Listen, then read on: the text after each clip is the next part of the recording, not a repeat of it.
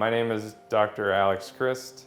I specialize in hip and knee replacement, and I'm going to talk to you a little bit about robotic knee replacement.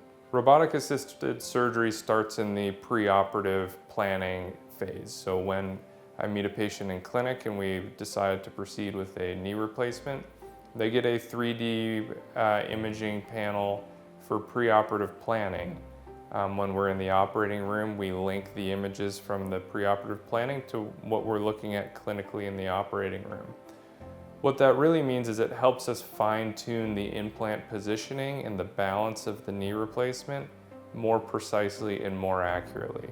It is a safe technology. The way I look at it is it's a tool in the operating room. It just happens to be a very powerful tool because it allows you to make small adjustments with ease during the course of the procedure to get your desired surgical outcome at the end. If you're to the point where your quality of life is suffering, you're no longer able to enjoy the activities that give you pleasure throughout your daily life, and that's attributed to hip or knee degenerative arthritis, I would recommend that you talk to your doctor and that this is a viable technology that could potentially help out you as a patient.